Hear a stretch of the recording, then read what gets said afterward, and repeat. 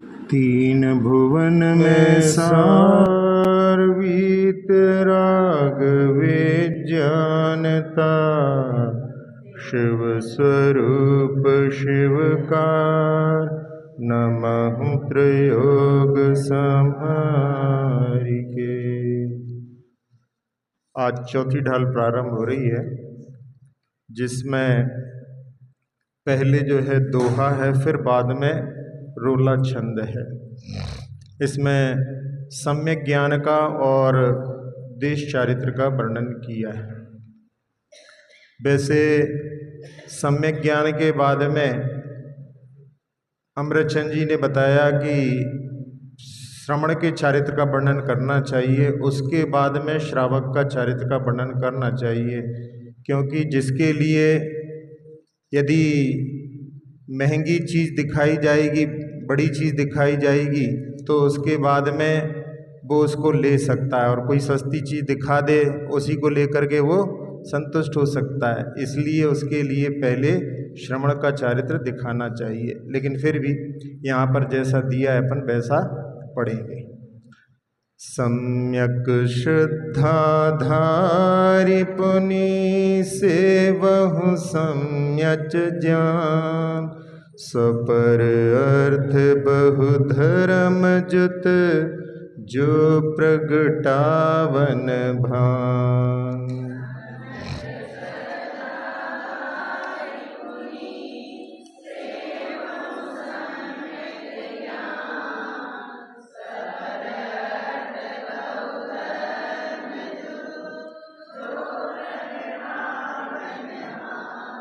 हाँ, यहाँ पर दौलत राम जी कह रहे हैं कि सम्यक दर्शन को धारण करके अब जो है सम्यक ज्ञान की सेवा करना चाहिए।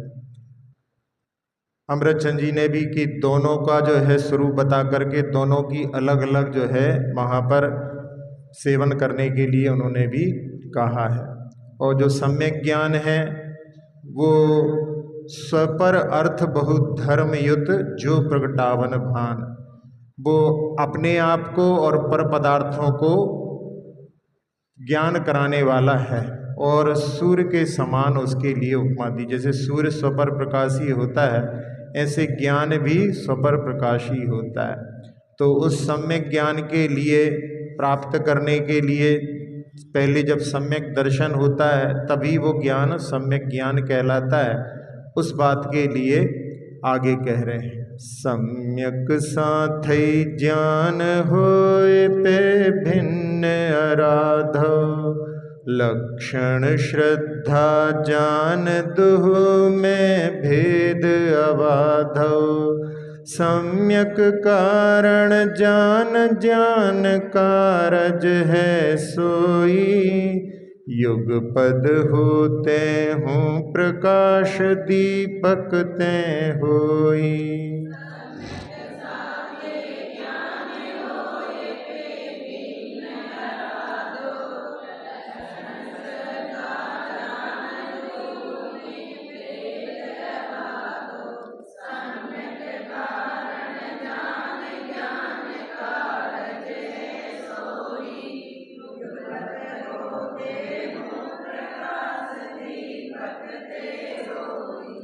हाँ, सम्यक के साथ में ही ज्ञान उत्पन्न होता है, लेकिन फिर भी उन दोनों को अलग अलग समझना चाहिए। क्यों समझना चाहिए? क्योंकि दोनों के लक्षण अलग अलग हैं।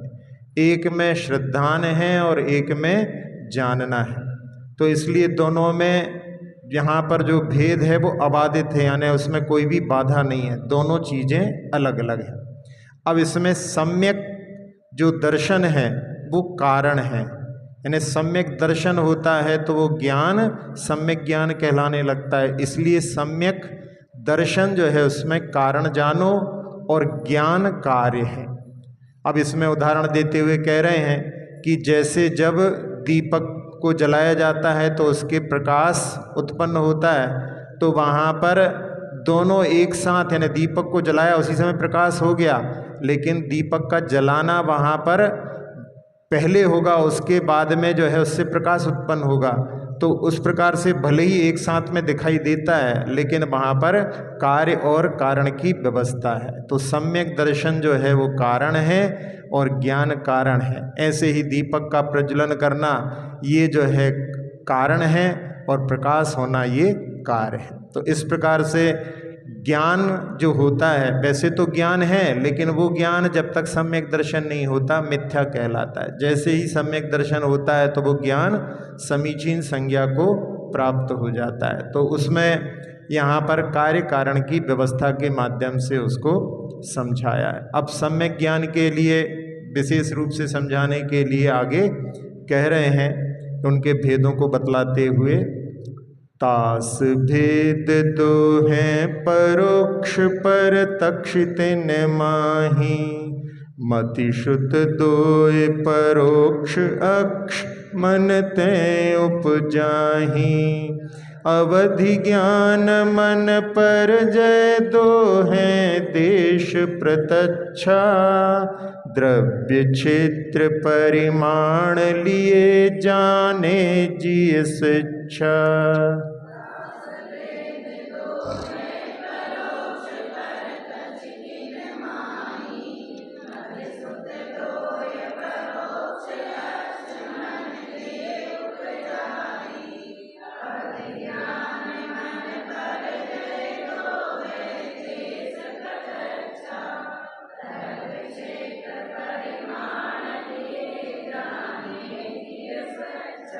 हाँ, सम्यक ज्ञान के दो भेद किए, तो उसमें एक परोक्ष है और एक प्रत्यक्ष है।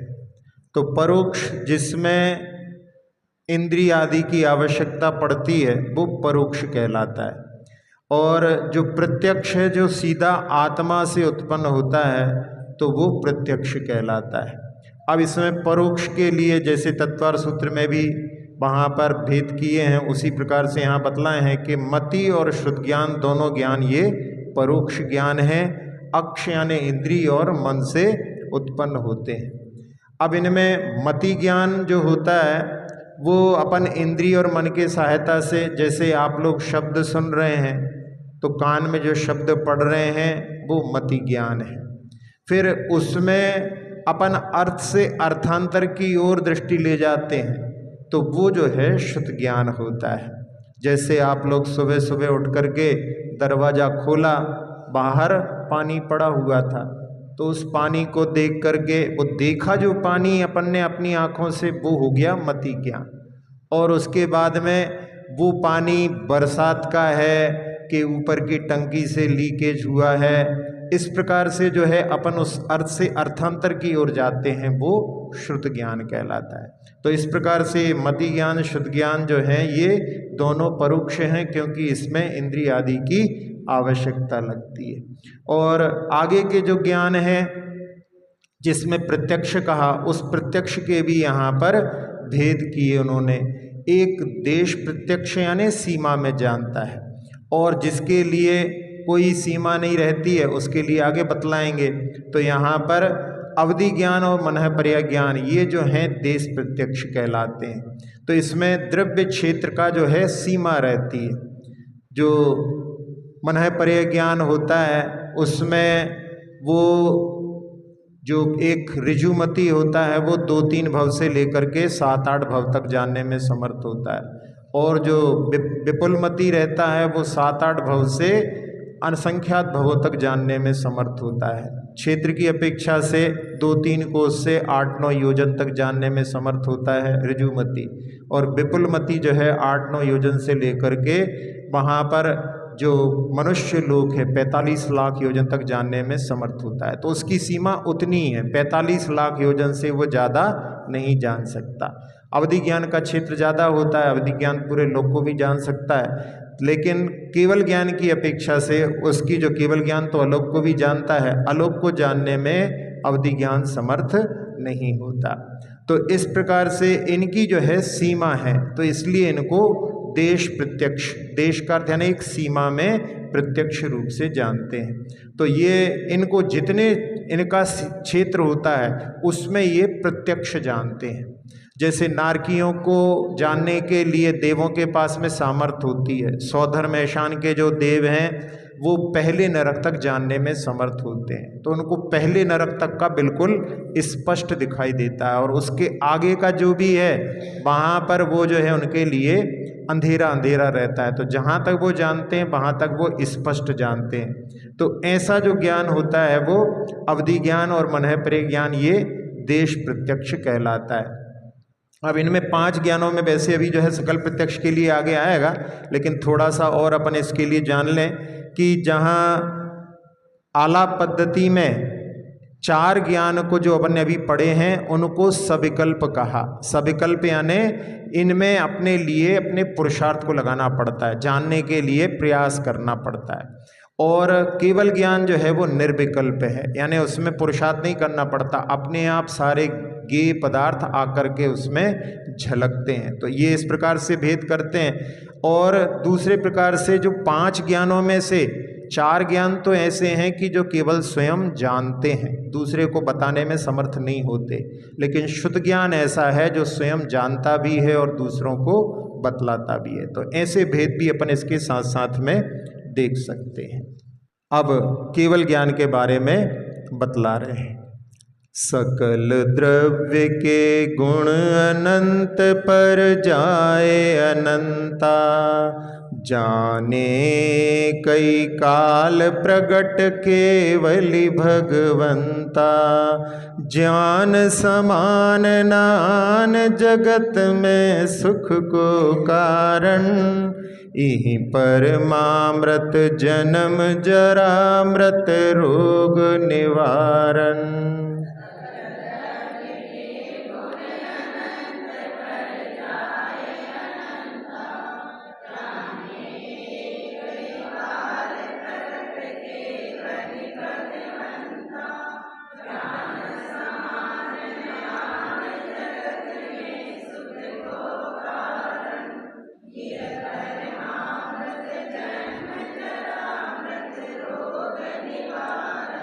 हाँ, अब केवल ज्ञान की परिभाषा देते हुए कह रहे हैं कि समस्त द्रव्यों के गुण और अनंत पर्यायों को, गुण भी एक एक द्रव्य में अनंत होते हैं और उसकी पर्याय भी अनंत होती हैं, उनको एक ही काल में जानने में जो समर्थ होता है वो केवल ज्ञान होता है। तो केवली भगवंत उस सबको जानने में समर्थ होते हैं।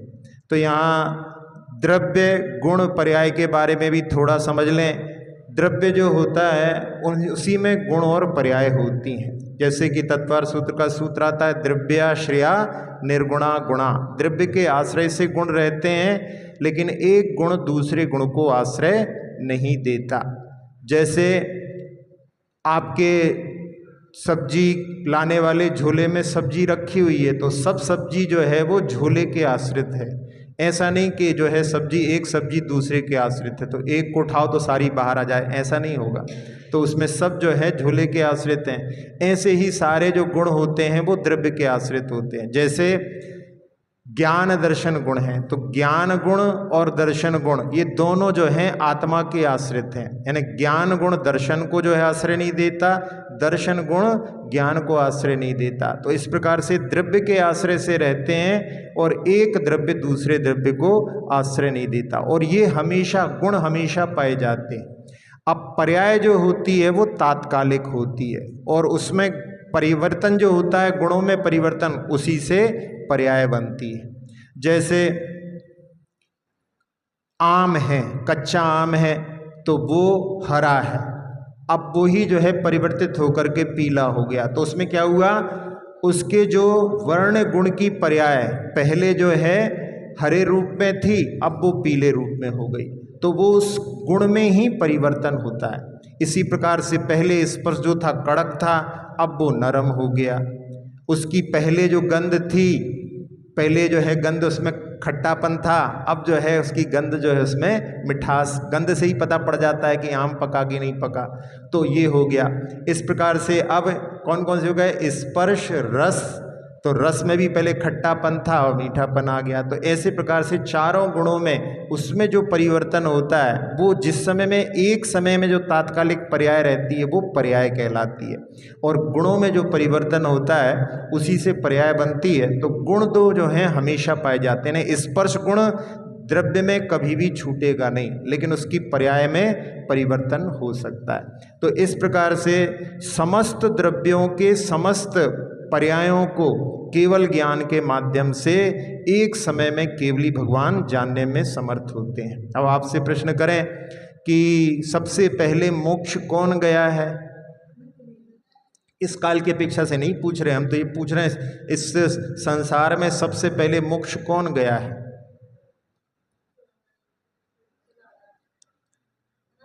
हाँ, अनादि काल से चला रहा है, तो कोई शुरुआत नहीं है। इसलिए केवली भगवान भी नहीं बता सकते कि सबसे पहले मोक्ष क्यों गया है, क्योंकि शुरुआत हो तो बता सकते हैं, लेकिन संसार की कोई शुरुआत नहीं है। संसार अनादि अनिधन है, यानी उसकी कभी शुरुआत नहीं हुई है और कभी नष्ट नहीं होगा। हमेशा 6 महीने 8 समय में 608 जीव निकलते रहेंगे।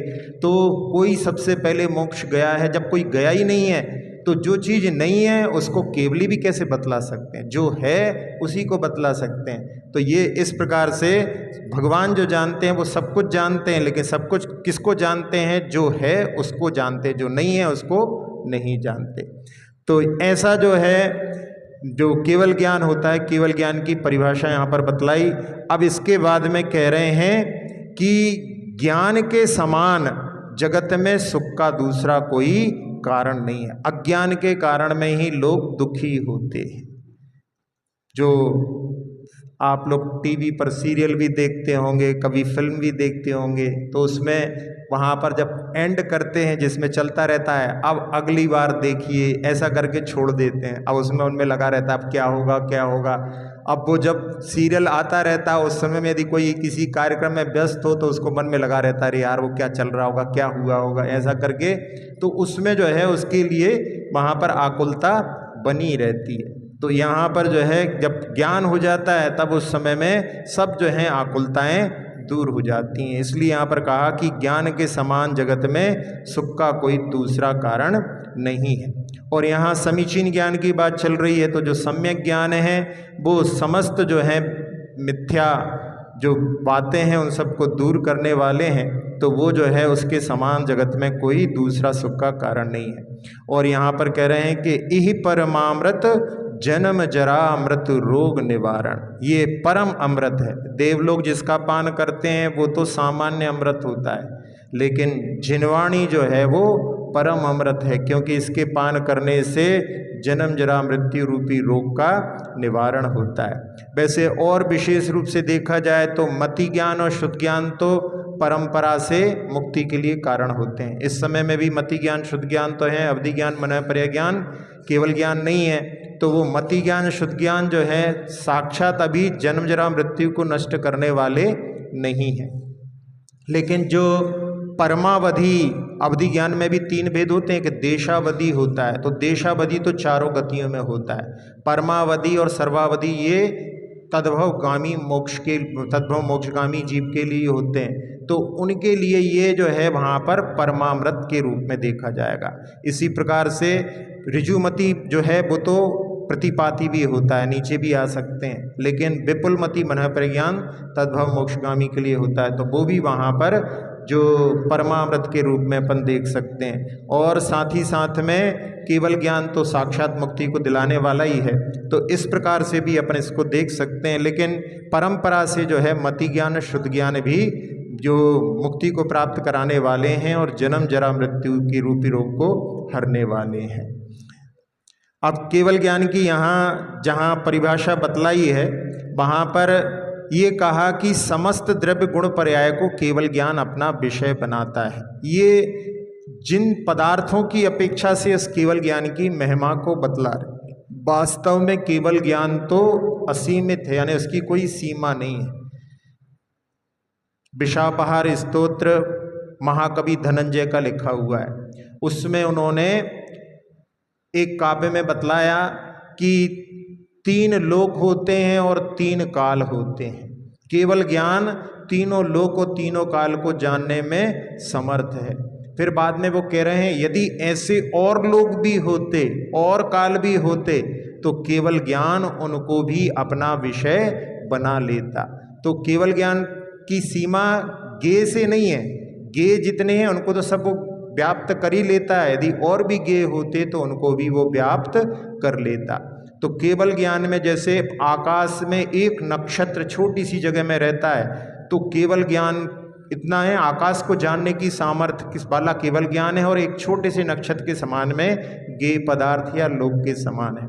तो इस प्रकार से ज्ञान की सामर्थ्य का जो है परावलंबन के माध्यम से ने ज्ञेय की अपेक्षा से वर्णन किया जाता है। इसलिए सर्वद्रव्य पर्यायेषु केवल, सभी द्रव्यों की सभी पर्यायों को केवल ज्ञान जानता है। इस प्रकार से ज्ञेय की अपेक्षा से उसके जो है सामर्थ्य को बतलाया जाता है। अब ज्ञानी और अज्ञानी के कर्म निर्जरा में अंतर का कारण बतलाते हैं। कोटि जन्म तप तपे ज्ञान बिन कर्म झरे जैं, जानी के छिन माहि त्रिगुप्ति तैं सहज टरे तें, मुनि व्रत धार अनंत बार ग्रीबक उपजायो, पै निज आत्म ज्ञान बिना सुख लेश न पायो।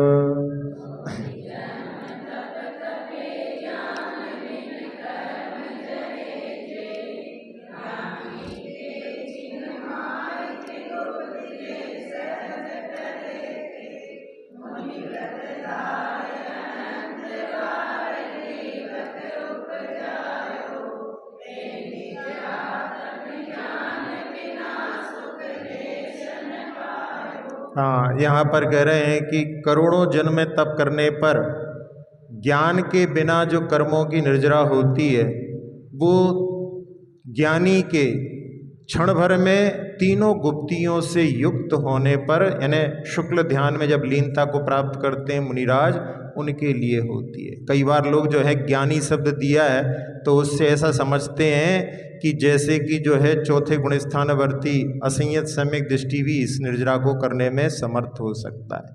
लेकिन यहाँ विशेषण जो दिया है तीन गुप्तियों से युक्त होकर के, तो तीन गुप्त में मनोगुप्ति, वचन गुप्ति, काय गुप्ति, इसको करने में समर्थ केवल मुनिराज ही हो सकते हैं। ये जो है श्रावक के बस की बात नहीं है। तो यहाँ पर जो है मुनिराजों के लिए दिया है कि वो क्षण भर में इतनी निर्जरा करने में समर्थ होते हैं।